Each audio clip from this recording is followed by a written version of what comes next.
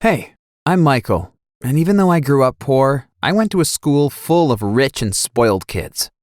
The worst part was being picked on by my classmate, Paul. He always asked me why I was walking to school instead of driving my own car. Of course, he knew my family didn't have enough money to buy me a car, but he simply enjoyed reminding me that his parents were richer than mine. Trust me, I hated Paul. But every time he made fun of me, I swore myself that someday I would be richer than him. The only question was, how? I wasn't the smartest person in the world, and frankly, I wasn't hardworking either. Well, after months of me trying to find an easy way to become rich, I had an idea. What if I would marry a rich and old widow? I mean, I was handsome and pretty good at talking to other people. I thought that every grandma would see me as a great catch. But where could I meet an old and rich widow? I was just some poor guy from New York. I decided to do some internet research, and bingo! I found dozens of articles about an old and widowed woman whose rich husbands had died a long time ago. I decided to go for one specific widow. Let's call her Elizabeth. She was 72, and her husband had been one of the wealthiest fashion designers in the world. Well, until he died of a heart attack. The only question was, how could I meet up with her? I decided to call her secretary, and I pretended to work for the New York Times. I asked if Elizabeth was interested in giving an interview about her deceased husband. The secretary said, Elizabeth doesn't do interviews, but she will attend a charity event inside the Hyatt Regency Hotel next week. You can try your luck and approach her there. Bingo! But then I learned that a ticket to the event cost $500. To be able to afford it, I had to beg my mom for 2 hours straight. I told her, if you give me those $500, I will pay you $500,000 back someday. When she finally gave me the money, she said, I don't have much more, so don't waste it. I thanked her 1,000 times and went on to buy the $500 ticket and rent a good suit for a day. When I arrived at the event, I was super nervous. I felt so out of place around those old and wealthy people. But then I saw Elizabeth. She didn't look very happy. She almost looked sad and bored. When she came back from the restroom, I took my chance and said hi to her. She was pleasantly surprised and said, Oh, sir, with whom do I have the pleasure of speaking with? I said, I'm Michael. My uncle invited me to this event, but I don't have anyone to talk to. She said, Oh, come sit at my table. Those people here are so boring anyway. Well, that's how it started. We talked for hours, and we were joking and laughing, and the sad old lady turned into a happy and energetic woman again. When the event reached its end, I said, If you ever want to meet again, I'll give you my phone number.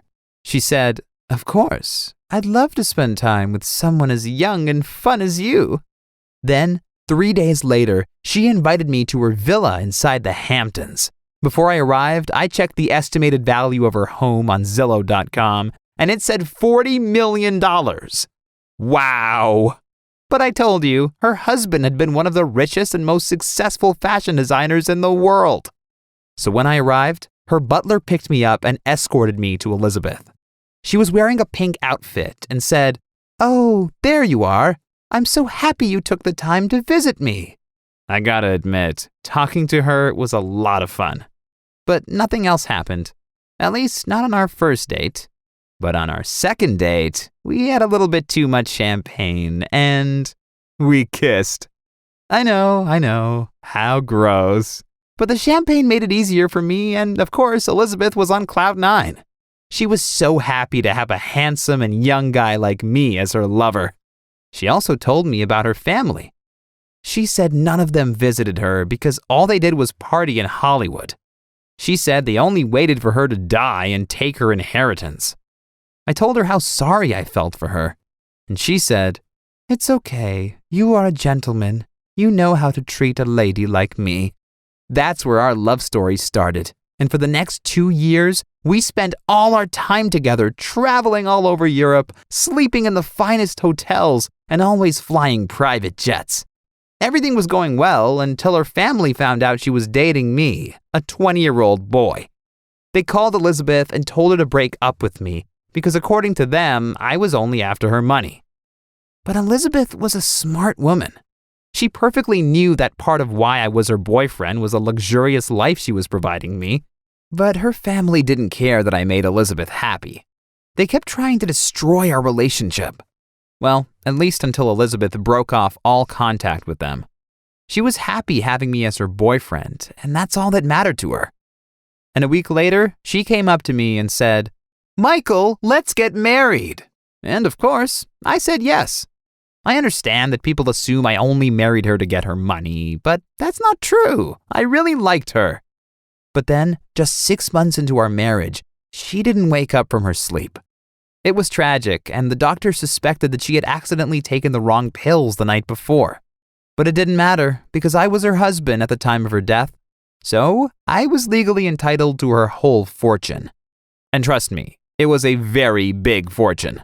I thought about giving some part of the inheritance to her family, but all of them already had a few million on their bank account, and they had always treated Elizabeth like trash, so I decided to keep the money for myself.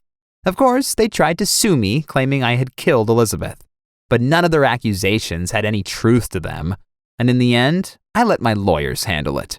But of course, I hadn't forgotten why I had wanted to become rich in the first place. After I had received Elizabeth's money on my bank account, the first thing I did was buy a Bugatti Veyron Supersport for $2 million in cash. And then I drove it to Paul's house. You remember the guy that made fun of me in high school? I rang the bell at his parents' home to see if he was still living there. And indeed, he opened the door and looked very surprised to see me. He said, "Michael, what are you doing here?" And I said, "I just wanted to inform you that I have hundreds of times more money than your stupid parents. Just come, I want to show you my car." We walked to my car and Paul looked almost shocked. He said, "There is no way that's your car. You must have rented it." But I knew he would ask that question, so I opened the trunk where I had stored $5 million in cash. I said, "You think I rented these too?" Paul didn't respond. And then I went right in front of his face and said, "Now you know who's balling." And then I went into my car and just drove away. Since then, I've sent Paul a Christmas card of me next to one of my cars every single Christmas. Oh, and do you remember how I promised my mom to pay her $500,000 back for the $500 she gave me? Well, I gave her much, much more money because she really deserved it.